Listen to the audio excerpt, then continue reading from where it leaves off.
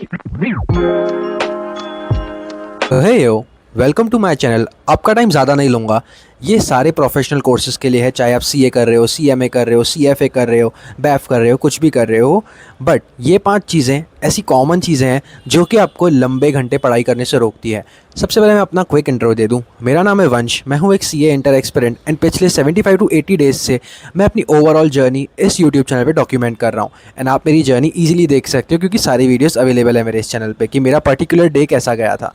तो अभी सबसे पहले इन चीज़ों पे आते हैं कि ये 5 चीज़ें क्या हैं। सबसे पहले number 1 thing, setting unrealistic target. अब बहुत ही ज़्यादा फर्स्ट डे पे ही अनरियलिस्टिक टारगेट सेट कर देते हो। कभी कभार आप टाइम टेबल बनाते हो, कभी कभार आप टाइम टेबल नहीं बनाते, बट आपके माइंड में ये होता है कि भाई कल तो मैं 12 घंटे पढ़ूंगा, कल तो मैं 13 घंटे पढ़ूंगा। एंड उसके पहले आपने कुछ भी नहीं पढ़ रखा होता। अचानक से आप अपने माइंड को बोलते हो कि चलो 12 घंटे पढ़ लो। इसमें आगे 2 केसेस होते हैं। पहले तो आप 12 घंटे अच्छे से पढ़ लेते हो, एंड दूसरा केस कि आप 12 घंटे नहीं पढ़ पाते। अब ये चीज़ तो ठीक है कि अगर आप 12 घंटे नहीं पढ़ पा रहे हो तो आप नहीं पढ़ पा रहे हो, बट जो सेकंड थिंग है कि आपने 12 घंटे पढ़ लिया, इसमें भी एक नेगेटिव थिंग है। आप उसी दिन 12 घंटे पढ़ पाओगे, आई बेट यू ऑन दिस, उसी दिन या एक हफ्ते तक आप 12 घंटे पढ़ पाओगे, बट उसके बाद में आपको धीरे धीरे स्टडी फटीक होना शुरू हो जाएगा। आप में से बहुत सारे लोगों को नहीं पता कि स्टडी फटीक नाम की भी एक चीज़ होती है। जब हम अपने बॉडी को अचानक से बहुत ज़्यादा स्ट्रेस दे देते हैं, ज़रूरी नहीं है कि हम फिजिकल स्ट्रेस ही दें, जब हम अपने बॉडी को बहुत ज़्यादा मेंटल स्ट्रेस भी दे देते हैं तो भी हमें बुखार वगैरह आ जाता है। एंड ये चीज़ मैंने खुद ने नोटिस की है। आप मेरा 2 या 3 जुलाई का ही ब्लॉग उठा के देख लो। मैंने अचानक से सिर्फ 6 घंटा पढ़ाई करना शुरू किया था, एंड उस वजह से मुझे बुखार वगैरह होना शुरू हो गया था। स्टार्टिंग के दिन आप मेरे व्लॉग्स देख सकते हो।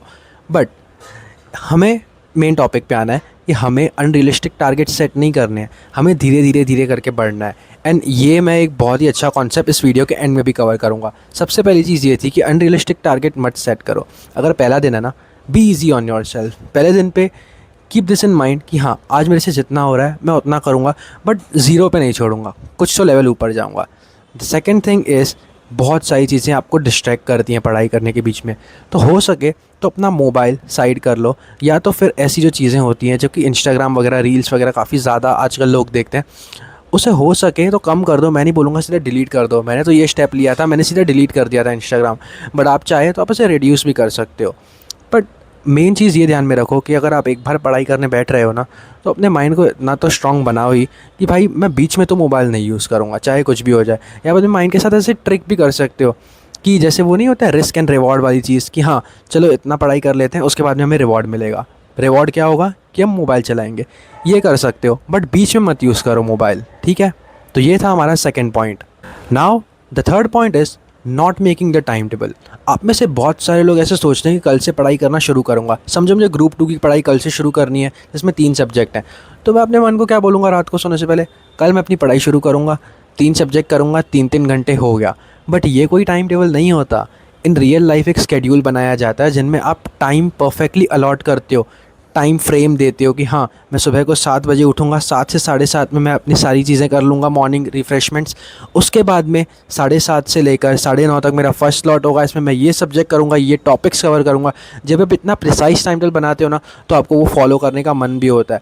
अगर आप एक वेग टाइम टेबल बनाओगे कि हाँ मैं कल 3 घंटे ये कर लूँगा, तो जब भी आप पढ़ाई करने बैठोगे ना, तो ही आप बहुत कन्फ्यूज़ हो जाओगे कि भाई टॉपिक कौन सा उठाना है, भाई शुरू कहाँ से करना है। तो थर्ड पॉइंट वॉज वेग टाइम टेबल मत बनाओ, इससे बहुत ज़्यादा टाइम वेस्ट होता है। तो चलो अब आते हैं अपने फोर्थ पॉइंट की तरफ, जो कि है ब्रेक एंड एनर्जी रिटेंशन।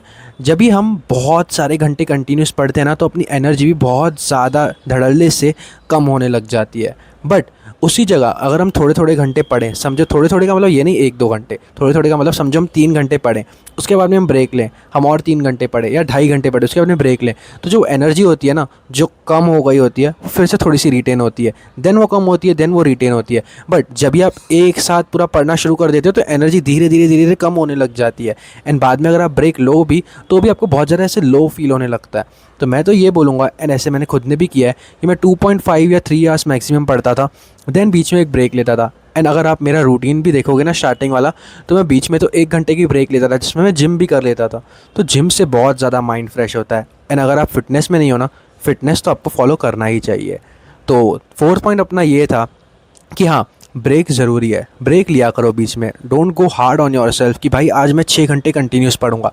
वो पढ़ो, बट वो एग्ज़ाम के टाइम पे जब भी आप एक फ़्लो स्टेट में आ रहे हो। ऐसे नहीं कि पहले ही दिन पे हमने 6 घंटे पढ़ लिए कंटिन्यू। चलो अब बढ़ते हैं अपने 5th पॉइंट की तरफ। तो अपना 5th पॉइंट जो है वो है consistency is greater than motivation. अब मैं आपको समझाता हूँ कैसे। मोटिवेशन ये होता है कि हाँ चलो चलो चलो फटाफट करते हैं। एक दिन जोश होता है, 2 दिन जोश होता है, फिर तीसरे चौथे दिन वो कम होने लग जाता है। तो वो एक बहुत शॉर्ट टर्म के लिए मोटिवेशन होता है। बट कंसिस्टेंसी ये होती है कि एक नेवर गिव अप एटीट्यूड होता है कि चलो आज हमने इतना किया, कल हम इससे ज़्यादा करेंगे, परसों में इससे ज़्यादा करेंगे। अगर 4 दिन के बाद थोड़ा सा कम भी हुआ ना तो वो आपकी मोटिवेशन पे इफेक्ट नहीं करता। कंसिस्टेंसी का ग्राफ है ना ऐसे ऐसे चलता है, बट जो मोटिवेशन का ग्राफ है ना वो ऐसे चलता है। तो आप इससे ही समझ गए होंगे कि कंसिस्टेंसी ग्रेटर क्यों है मोटिवेशन से। तो ये थे हमारे 5 पॉइंट। एंड अभी मैं आपको बताता हूँ एक बोनस पॉइंट जो कि है the flow state.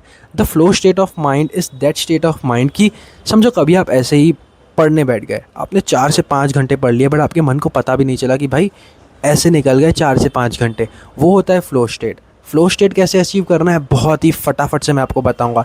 Flow state बहुत ही धीरे धीरे से अचीव किया जाता है। इसका मतलब ये है कि समझो कि आपको फ़्लो स्टेट अचीव करना है 12 घंटे का मैक्सिमम, 2 महीने के बाद आपके एग्ज़ाम्स हैं।